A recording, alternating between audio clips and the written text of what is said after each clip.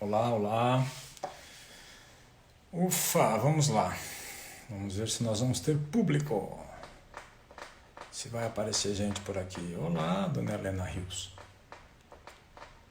Muito bem, começando a aparecer as primeiras pessoas. Dá um tempinho só para as pessoas entrarem. Regis. E aí? Gostou? Fernanda, gostou? Olá. Olá, Tina. Olá, Mimi. Aguirre. Que bom, Sr. Regis. Tudo bem. Fala, Luiz. Rapidinho aqui, enquanto não começamos, porque tem que deixar as pessoas chegarem. Fico feliz aí que tem um monte de gente conhecida. Raquel, Guilherme, legal. Ei, Luiz, boa noite. Faz tempo, hein? Lucas. Opa, que ótimo que ela gostou, Regis. Vamos lá, daqui a pouquinho. Deixa chegar em 20 e poucas pessoas, a gente começa, tá? Léo Tumones, Vanessa. Hoje eu acho que vai ser um dia de quórum mais baixo, vamos ver. Pouca gente reagiu. Olá, dona Rosângela. Ô, Marcelo Rain, de Portugal. Muito bem, Marcelo.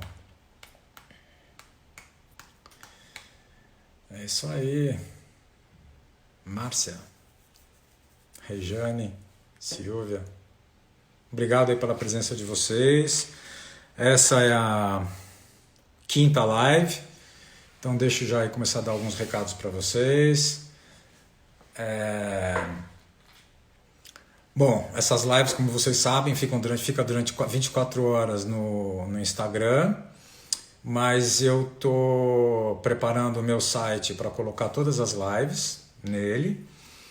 E de qualquer modo, quem quiser ver as lives, porque não teve oportunidade de ver, os horários não batem, eles estão no canal, no YouTube, da galeria da Bianca Beckel, que é a galeria que me representa. Então eu vou colocar aqui o nome da galeria. Vocês vão lá no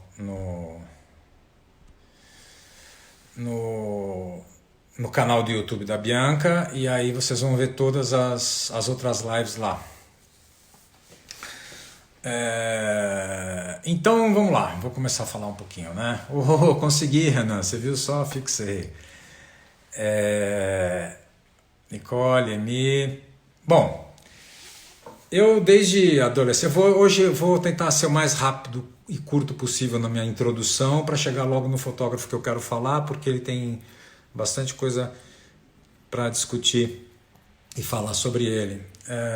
Eu sempre, desde moleque, eu sempre fui muito interessado pela cultura japonesa por diversas razões. Me chegaram sempre coisas do Japão. Imagina, estou falando isso final da década de 70, década de 80, em que a economia do Japão, e o Japão estava explodindo economicamente para o mundo, então ele despertava um certo fascínio no Ocidente.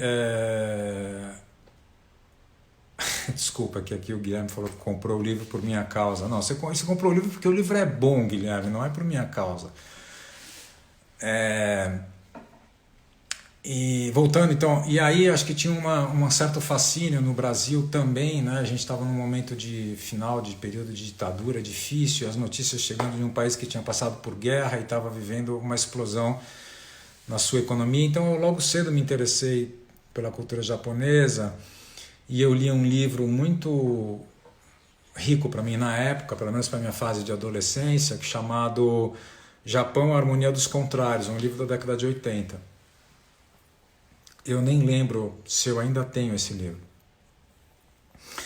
E aí é muito chocante, né? Porque a cultura oriental, a cultura do japonês em especial, é muito distinta da nossa. Então tem uma série de coisas que é muito difícil para a gente compreender até como é que isso funciona, né?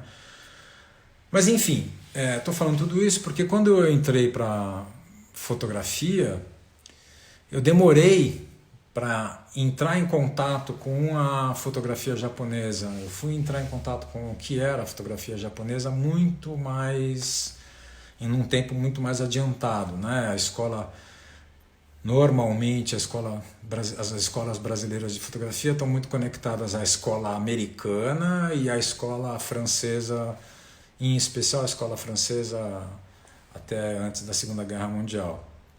Estou falando das escolas básicas, né, de fotografia. Assim. Naquela época não existia faculdade de fotografia, quando eu comecei a estudar fotografia. E aí você entra no mundo por aí, entra no mundo também seduzido pelos nomes que aparecem e que você vai descobrindo, enfim, é um percurso tradicional de qualquer um que começa a pesquisar fotografia. Eu fui entrar em contato com a fotografia japonesa bem mais tarde, o que não acho que foi de todo ruim, porque eu acho que para a gente se aproximar da riqueza e da sofisticação da fotografia japonesa e do olhar deles para o mundo, a gente precisa também ter uma certa maturidade no nosso olhar, porque senão a gente não consegue acessar muitas coisas de como eles trabalham, como eles fazem. E a fotografia japonesa ela tem assim, um marco fundamental, que é a Segunda Guerra Mundial. A fotografia japonesa foi uma fotografia antes da Segunda Guerra Mundial e uma fotografia depois da Segunda Guerra Mundial. Eu acho que é claro e óbvio, né? O Japão foi um dos países que mais sofreu com a guerra. Não foi o único, mas sofreu de uma maneira absolutamente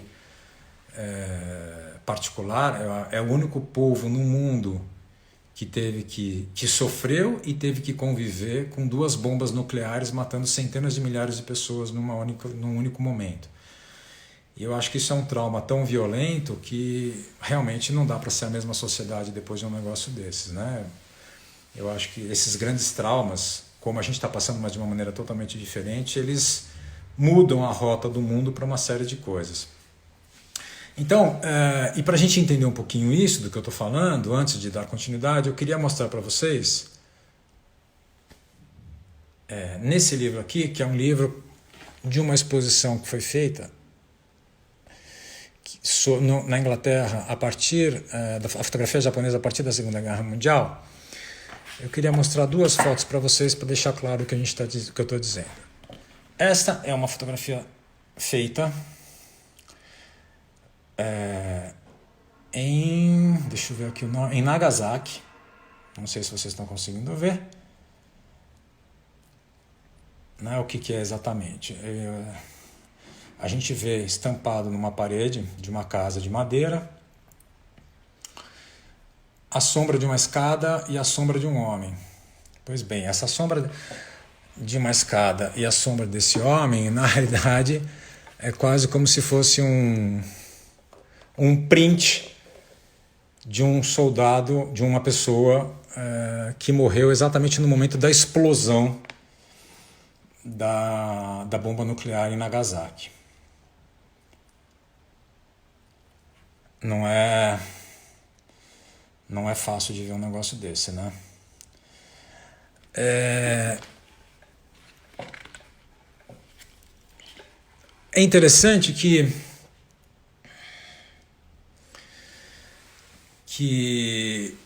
por causa dessa fotografia e o Japão estava ocupado, né, logo depois da Segunda Guerra Mundial, foi proibido que qualquer mídia impressa, qualquer tipo de meio de difusão de informação mostrassem fotografias de Nagasaki e Hiroshima. Isso perdurou até final da década de 50, 1959. Só depois disso que essas fotografias puderam ser vistas. Então, imagina, eu fico pensando o que não foi ter vivido aquilo e você não poder entrar em contato com aquilo, você não poder mostrar aquilo que aconteceu, porque tem uma força externa que diz para vocês, para as pessoas, que elas não podem fazer alguma coisa, não podem mostrar a sua história, né? Então, a partir da Segunda Guerra Mundial, tem um primeiro momento, que é até a década de 60, que as escolas de fotografia japonesas, elas se preocuparam e se interessaram muito em levar os alunos de fotografia, quem estava aprendendo a fotografar, para o campo, para as áreas rurais, porque eles não achavam que as cidades destruídas pela guerra eram temas para serem fotografados. E isso, na realidade, vai mudar. Deixa eu pegar aqui minha água. isso vai mudar a partir da década de 60.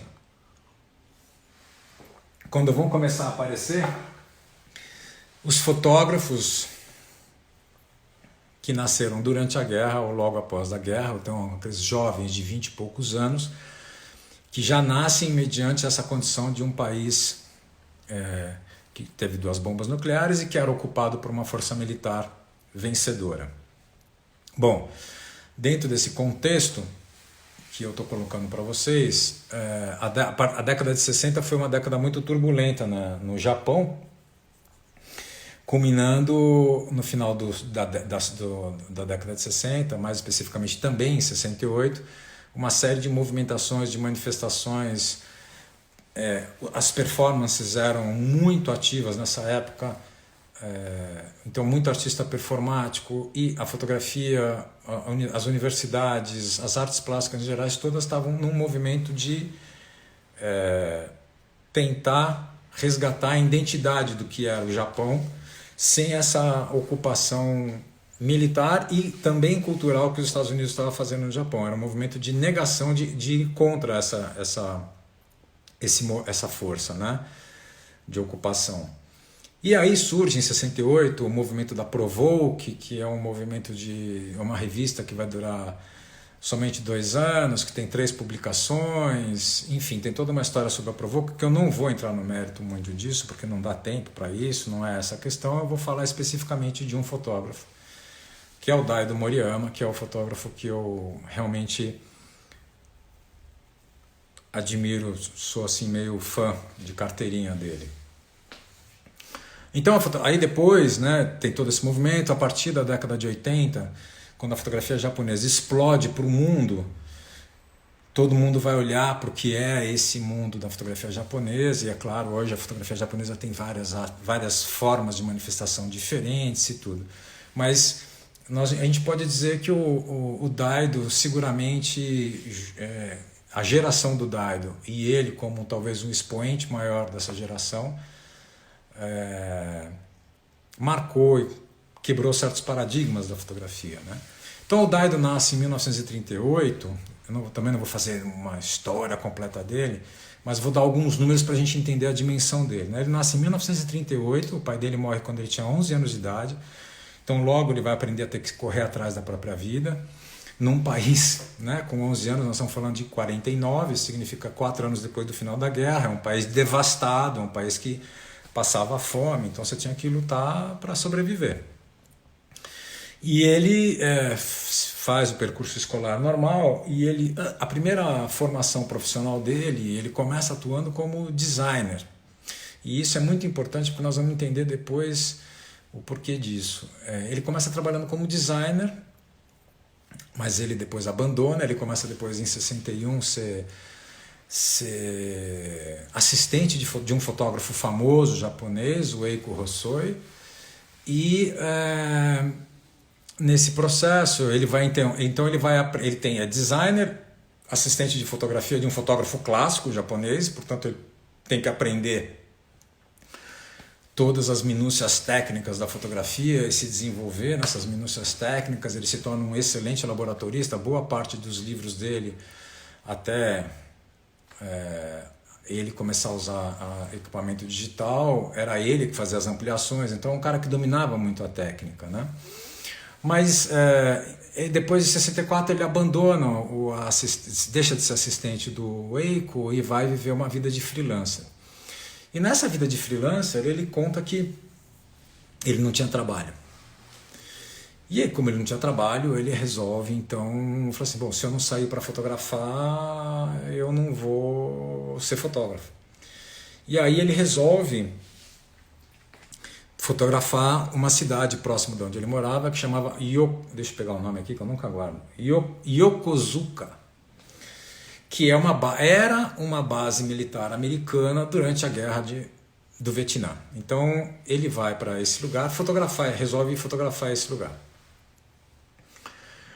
E aí ele primeiro fotografava com câmera emprestada, porque ele não tinha dinheiro, e ele fotografava, boa parte das fotografias, ele fotografava com filme rebobinado de cinema, que significa dizer que ele pegava um filme de ISO 12 ou de ISO 20 e fotografava com esse filme como se ele fosse um filme de ASA 400. Ou, quando ele tinha a chance de ter algum filme, ele pegava esse filme e ele trabalhava então com esse filme sempre muito puxado, porque aí ele conseguia ter uma unidade de linguagem. Você pega um filme de ASA 20 e vai trabalhar com 400, na hora de você revelar, você só vai ter praticamente imagem em alto contraste e muito granulada. E foi por isso que então ele escolhe também trabalhar com filmes. Quando ele conseguia ter algum filme de ASA 400, um filme que ele chamava de um Neopan SSS, era um filme japonês, e quando tinha, por um acaso, algum 3x, ele trabalhava puxado. Bom, então, o que acontece? Nesse momento, a escolha da linguagem dele não é uma escolha conceitual, é uma necessidade da circunstância da vida. É o que ele tinha na mão para fazer.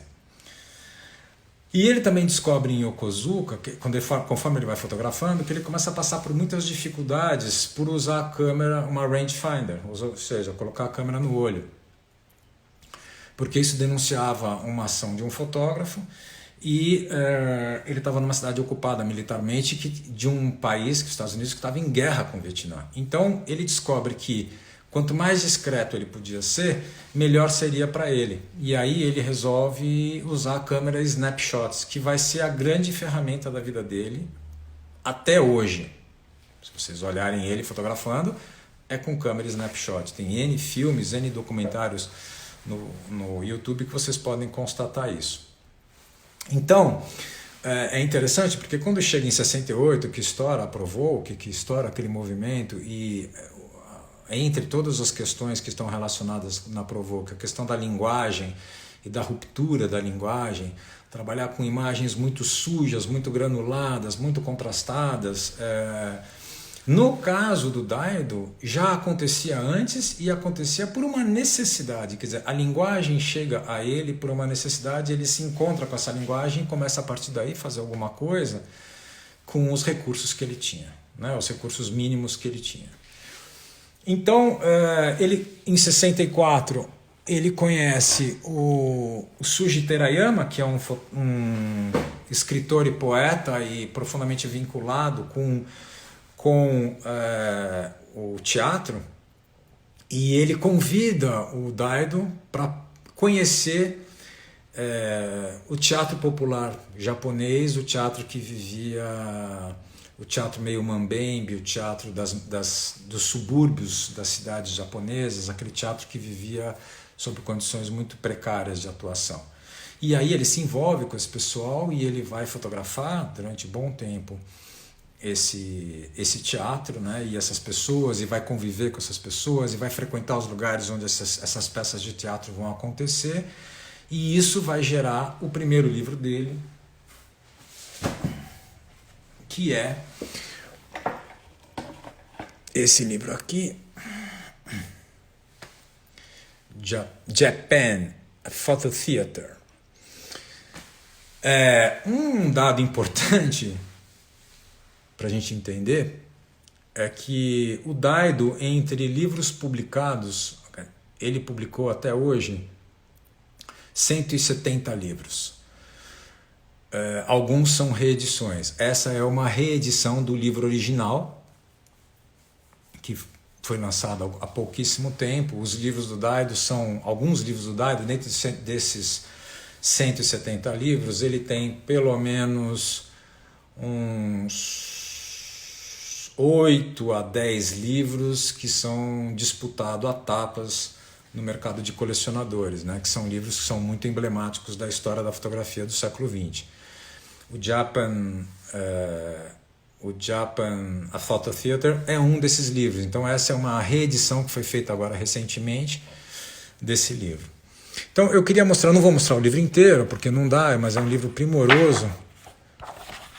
Eles fazem esse livro como ele fosse uma reprodução do livro original. O livro original tem esse tamanho. Eles mostram aqui os textos, do livro original, depois vem um encarte mostrando todos esses textos. E aí o livro vai começando com as fotografias. E logo de cara, por exemplo, deixa eu só mostrar essa imagem aqui. Ó. Essa imagem aqui é um autorretrato, tá vendo? Depois eu vou mostrar mais para frente ela de novo. Vocês vão ver sobre a questão da reutilização de imagens que surgiu numa outra live. Né? Você veja que o projeto é um livro de 64 e já tem um projeto gráfico bem ousado para a época, né?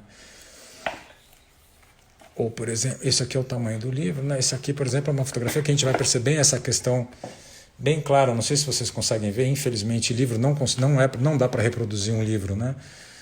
Aqui, mas é uma fotografia de uma baleia morta e a gente vê de um filhote de baleia, né? E a gente é muito granulado, isso parece praticamente uma gravura.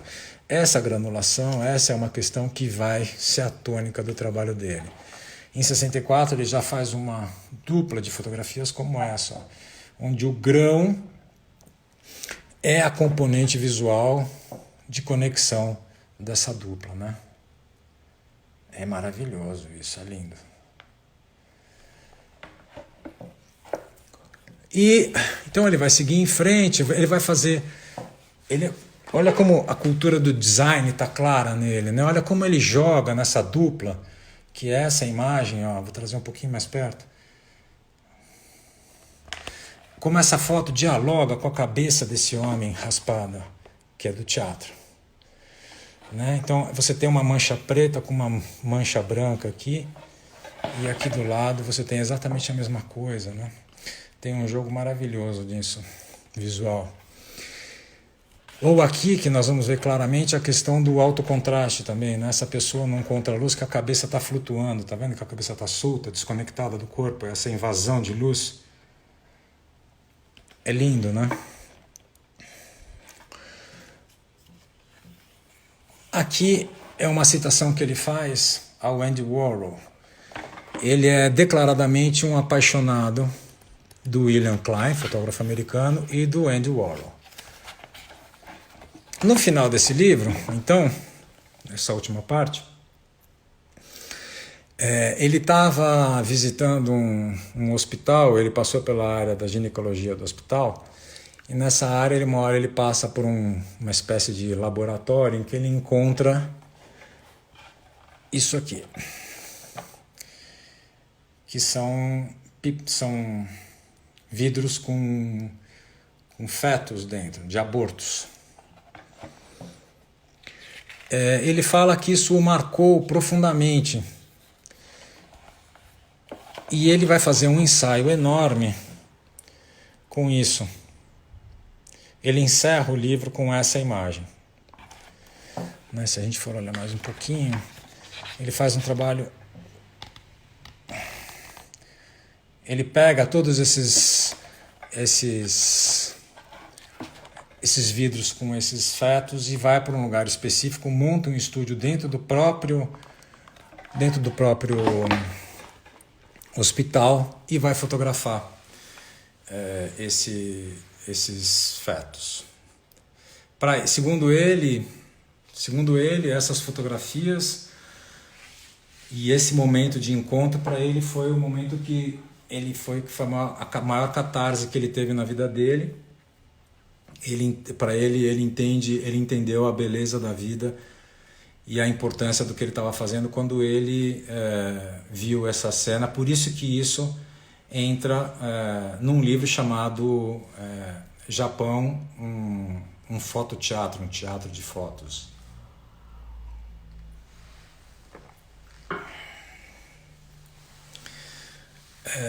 Oi, boa noite, Paulo. É pesado, é lindo. Não sei se é pesado. Eu acho que é denso, é diferente. Bom, aí, então nós estamos falando de um livro que foi lançado em 68. Aprovou que está em 68, os movimentos de contracultura estão acontecendo. É interessante uma coisa sobre esses movimentos de contracultura no Japão, tudo que estava acontecendo, negando, tentando recuperar um pouco, recuperar não, entender qual que era a nova identidade japonesa, negando um pouco essa invasão americana, lutando contra essa invasão, mas ao mesmo tempo Daido, Takuma Nakahira, todos os grandes fotógrafos que fizeram parte dessa geração, assumidamente foram influenciados pelo William Klein, que é um fotógrafo americano.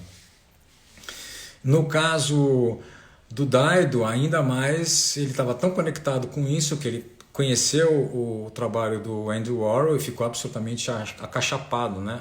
Acachapado, essa é a palavra correta? Bom, não sei. Com o trabalho do Andy Warhol. Então, enfim, 68, ele está lá. Eu estou aqui mexendo para mostrar o próximo livro. Ele está lá totalmente fascinado, né, Ele faz uma coisa maluquíssima. Ele publica, na verdade, para a época, 5.000 exemplares desse livro. Ele ganha um prêmio logo depois e ele pega todo o dinheiro do prêmio para imprimir o livro e fazer 5.000 exemplares, que era um número absurdo para aquela época, para hoje, então mais ainda. E o livro foi todo esgotado, vendeu. Foi um livro realmente marcante na vida dele. Bom, a partir de 68, ele tem esse livro. Ele é um cara que já está publicando em revistas, não o material dele, ele nunca trabalhou para os outros mais, mas fazendo coisas dele, o material dele saindo, circulando. Tem todo esse movimento acontecendo. Ele participou da Provoke, ele é muito amigo do Takuma Nakahira, ele é amigo do Terayama, esse poeta, e aí tudo isso, esse universo, ele está lá questionando o que é fotografia para ele, o que era a fotografia, qual a importância da fotografia, o que significava ser fotógrafo, né? E dentro desse processo, já tendo vivido já uma certa ruptura dos padrões clássicos de fotografia por causa de necessidades, né, de usar filme hiper puxado, trabalhar com câmera snapshot, ele então está questionando o que realmente é fotografia para ele, né? O que significava ser fotógrafo, o que significava fazer imagem fotográfica. E ele, dentro dessas reflexões, ele começa a desenvolver um outro trabalho, que vai ser o grande livro, o livro mais conhecido dele, um livro chamado Farewell Photography,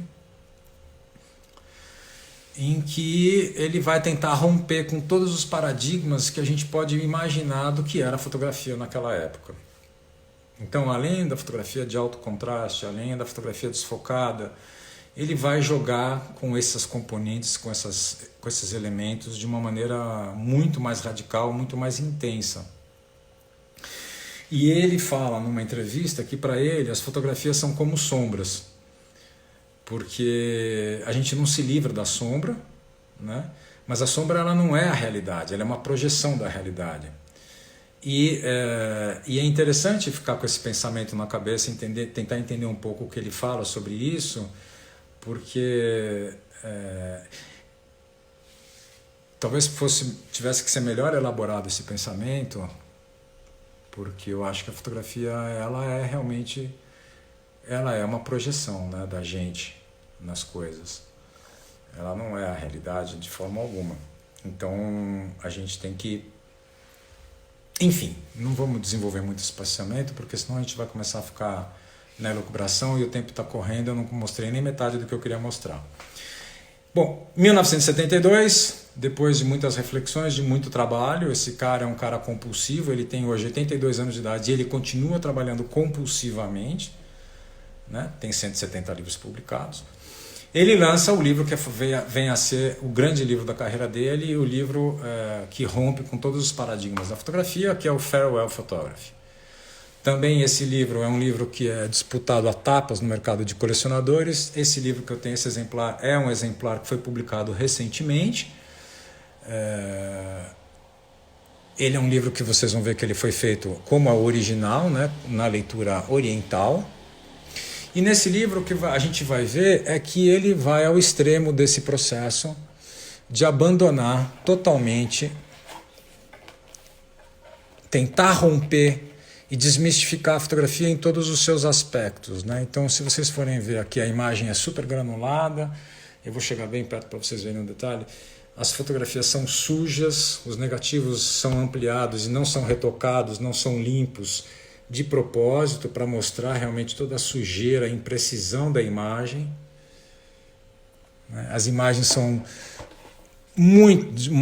boa parte delas totalmente desfocadas, Ou, por exemplo, quando ele pega uma ponta de negativo e utiliza essa ponta, né, isso que rompe com a imagem. Se vocês forem ver essa imagem dessa mulher, ela está aqui velada por ser a ponta de negativo, e aqui, ó, é parte de um outro fotograma. Então a fotografia, ele desconstrói a fotografia, porque ele já não usa mais nem só um fotograma, ele usa partes de fotogramas para constituir um discurso visual. Por exemplo, aqui. Esse livro é muito grande, precisava ser um pouquinho mais distante para vocês verem a imagem inteira. Ó. Tá vendo? Aqui é um fotograma cortado e aqui tem um pedaço de um outro fotograma, e ele ainda amplia fora do eixo totalmente do ampliador. Então vocês vão ver as margens pretas aqui, ó, tá vendo? E fica lindo isso como imagem, né? É um negócio absurdo.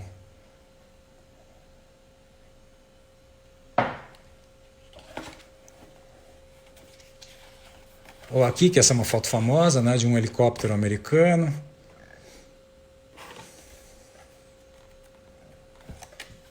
Ou aqui, por exemplo, que é simplesmente uma mancha. A gente não consegue nem definir o que é. Vocês vão ver todas as sujeiras. Ó. Ó. É simplesmente uma mancha. Não tem imagem constituída por um ato, né? Ou aqui, por exemplo, essa foto que é um altíssimo contraste de uma projeção de uma tela de televisão. Bom, se a gente acha que isso pode ser minimamente entendido e compreendido hoje, imagina na década de 70, né? Se a gente tem dificuldade, algumas pessoas têm dificuldade com isso até hoje, imagina na década de 70 o que não foi esse livro.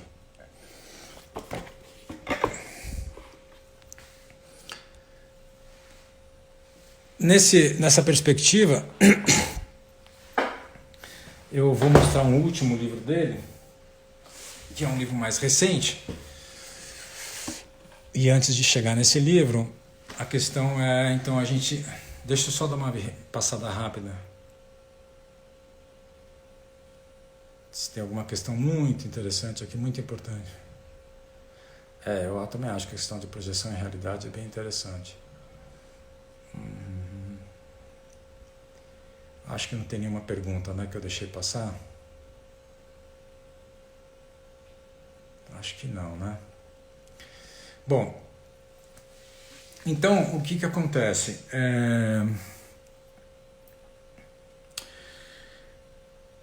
Ele é um cara que trabalha muito, né? Ele tem uma característica muito interessante que ele dá, e isso tem a ver com a história lá atrás que eu falei do livro A Harmonia dos Contrários, do profundo valor que ele dá para todas as coisas da vida, desde uma pessoa, passando pela natureza, mas passando pelos objetos mais insignificantes.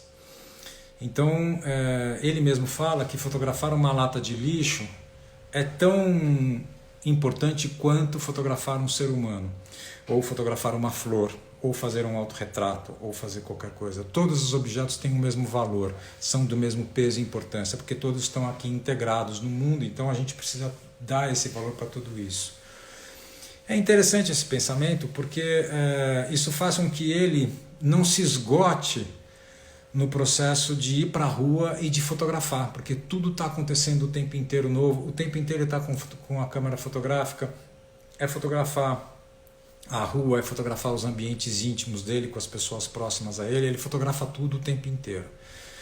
E com 170 livros publicando e há 60 anos fotografando, ele tem um repertório visual criado monstruoso. Então chega em um certo momento que, além de ele continuar fotografando muito, ele vai começar a explorar esses arquivos de tudo que ele fotografou para criar coisas novas e fazer novas releituras. E aí, em 2012, após o acidente de Fukushima, que foi o tsunami e o acidente de Fukushima, do terremoto, que teve o tsunami, que aí teve aquela questão com a usina nuclear, o Daido foi convidado para um festival de fotografia em Hong Kong, e nesse festival de fotografia de Hong Kong ele vai fazer um trabalho de resgate de material com dois temas específicos, que é as flores e os autorretratos. Então ele fotografa, como todo fotógrafo, tem temas que são recorrentes e repetitivos, né? Ele é meio obsessivo por flores, então tudo que está relacionado com flor, a flor propriamente dita, ou um tecido com uma flor, ou um detalhe com uma flor, ou algo que lembra uma flor, ele fotografa. E ele faz muito autorretrato também. Então ele resolveu juntar esses dois materiais e acabou saindo uma exposição com esse material, com um trabalho de autorretrato e um trabalho só de flores. Mas depois ele juntou esses dois materiais num outro livro, chamado Reflection and Refraction, eu já vou mostrar para vocês. E esse livro, ele teve toda a sua venda revertida para a população de Fukushima. Foi um ato de, né, assim, o resultado do trabalho dele, ele queria ajudar de alguma forma. Como ajudar? Fazendo aquilo que ele sabe fazer. Não abraçar campanhas políticas, nada disso, mas ser quem ele é, ser fotógrafo. E ele pegou esse livro e toda a venda desse livro foi revertida para Fukushima. É um livro que já é esgotado, vendeu tudo. É um dos livros mais emblemáticos, dos livros mais recentes dele, que eu falo dos últimos 10 anos, é um dos livros mais emblemáticos que ele tem. E é interessante ele fazer essa conexão entre flores e as sombras dele. A flor, ela é uma componente simbólica bastante interessante, porque ela representa tanto felicidade, alegria, vida nova, quanto morte, né? Você dá uma flor para alguém que casa, você dá uma flor para alguém que faz aniversário, você dá uma flor para alguém que você ama, mas os túmulos, os corpos, quando morrem, também são cercados de flores, né? Os túmulos você leva flores para os túmulos, então também ele tem uma forte conexão com a morte.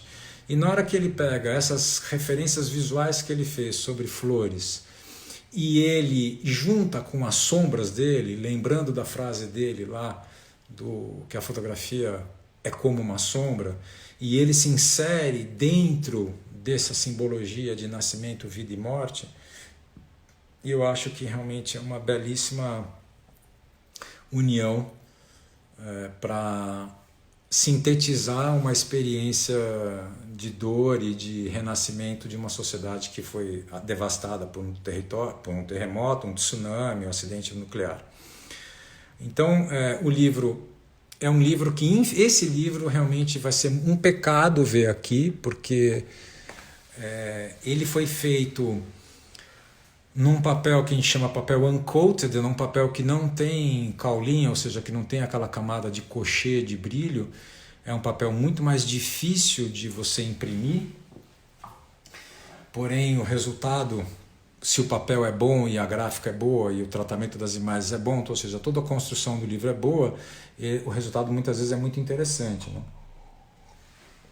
E nesse caso ele é um papel maravilhoso, que tem uma textura maravilhosa, que cabe perfeitamente dentro da experiência visual que ele quer construir em nós, porque quando você pega no livro e sente a textura do papel, você parece que está pegando imagens que são verdadeiras, que têm essa textura, né? Então, se vocês forem olhar, o livro é esse, a capa é essa. Eu vou abrir aqui logo de cara na primeira foto dele, só para vocês olharem. E aí eu vou mostrando algumas coisas. Então, aqui é o livro. Todos os projetos dele são realmente muito pensados, né? Aqui, se vocês forem ver, dá para ver um pouco do tipo de grão, né, que o papel tem.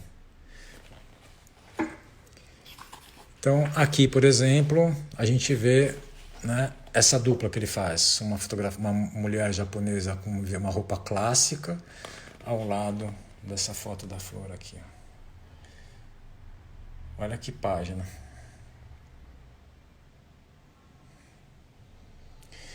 E quando vocês olham, olha a resolução e a impressão dessas folhas aqui, ó. e você pega isso com a textura desse papel, você acha que você está pegando nas coisas assim. Isso aqui é uma cerejeira. Ó.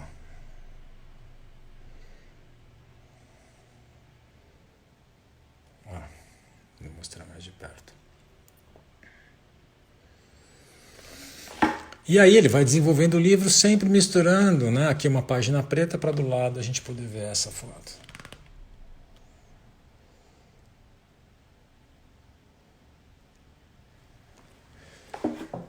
Aí, aqui ele faz um retrato clássico dele, né, num hotel.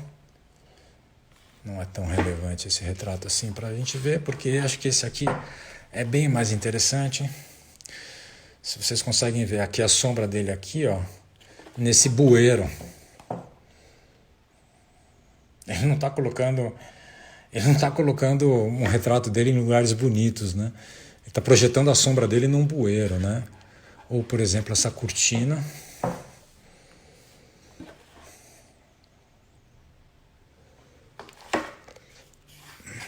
Aqui, por exemplo, ele faz aquele autorretrato que eu mostrei lá no outro livro, ele inverte e ele faz esse jogo de fantasias entre essa foto dele, que é uma sombra num chão cheio de papéis, com a neve. E aí, na hora que ele junta essas duas imagens, você parece que está tendo uma experiência meio lisérgica, assim. O cara tomou algum LSD ou algo do tipo, né? Ou quando ele coloca a fotografia, o retrato dele, da sombra dele, do lado desse pato morto aqui. E aí o livro vai todo se desenvolvendo desse jeito. Aqui, por exemplo, são as pernas dessa mulher em cima de uma colcha cheia de flores, tá vendo? Precisa fotografar muito, precisa mergulhar muito para conseguir chegar nesse resultado. Ou aqui, essa insinuação erótica que ele faz também com as flores, com essas duas imagens, né? De um lado, essa e essa. Aqui de novo a sombra dele, né? Bem aqui nesse cantinho aqui, ó. E aqui a sombra dele num manequim de alguma loja, num reflexo. Ou aqui.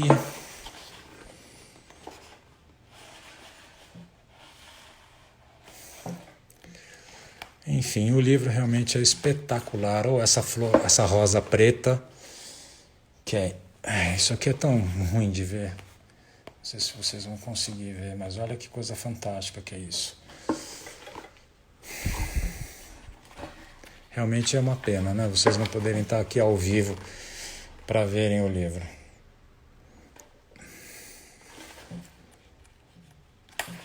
Ou quando ele mistura essas duas coisas, né? Fogos de artifício com essa festa popular japonesa.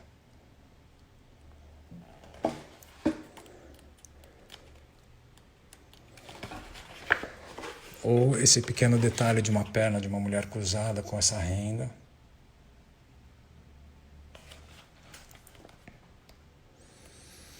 Deixa eu ver se tem mais alguma coisa muito assim. Ou essa foto dele para encerrar. Projetado nessa escada.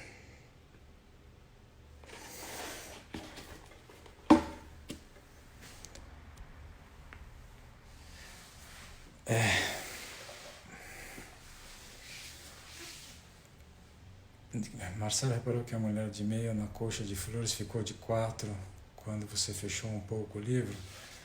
Não reparei, não dá muito para mexer com isso assim, Raquel. Aqui fica meio difícil de ficar mostrando. Bom, esse trabalho para mim ele é tão bom quanto os outros, com duas questões muito simples, né? Relacionadas à fotografia. Primeiro, o que ele quer fazer com a fotografia? Ele realmente transformou a fotografia na sombra, né? Ele não está olhando de maneira nenhuma para a realidade, tentando retratar essa realidade. Ele nega essa realidade, né? Ele tenta alcançar um outro patamar, uma outra coisa, do que simplesmente isso, né? E ao mesmo tempo esse esforço do fazer. 60 anos fotografando, 60 anos criando, 170 livros feitos, uma obra gigantesca, para uma simplicidade de chegar numa simplicidade de estrutura visual que tem uma sofisticação que só quem realmente trabalha intensamente, dedicadamente para alguma coisa e que leva uma vida inteira para fazer, né? Então essa coisa de genialidade é difícil, na verdade o que existe é esforço de trabalho mesmo, né? De luta, de perseverança, de entendimento, de mergulho, de aprofundamento numa linguagem, entender os limites da linguagem, subverter esses limites dessa linguagem, tudo isso que a gente tem falado, né? Que mais? Eu não sei se eu tenho muito mais para falar sobre tudo isso. Acho que pode ter sido pensado enquanto design. Não, o livro, não acho que foi pensado nisso que você está falando, Raquel. A fotografia, o livro foi todo pensado numa questão de ter as imagens todas sangradas o tempo inteiro. Essa é uma imagem horizontal e ela fica horizontal sangrada. Eu não acho que foi um pensamento, um truque de design, isso.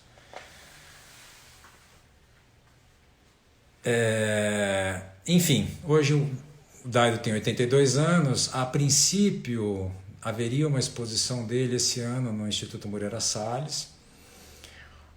O Daido continua vivendo a vida simples que ele sempre viveu, continua sendo um fotógrafo de rua, continua fotografando quase todo dia, continua fotografando com câmera snapshot, continua fazendo experiências, continua fotografando. E hoje ele seguramente está na lista dos 5 fotógrafos mais importantes do século XX por tudo que ele fez e por tudo que ele... O que foi, Regis? Desculpa, Farewell para um Gênio, com 170 trabalhos publicados dos hoje, é realmente um marco. Posicionamento quase que histórico, não? E quanto isso gerou para o universo autoral hoje? É histórico, uma ruptura de paradigma. Na década de 70, você aparecer com um trabalho que nem o Farewell Photography, isso é uma ruptura de paradigma, com certeza. É colocar a fotografia num outro patamar, né? No fazer fotográfico, no fazer artístico com a fotografia, num outro patamar totalmente diferente do que era antes, né?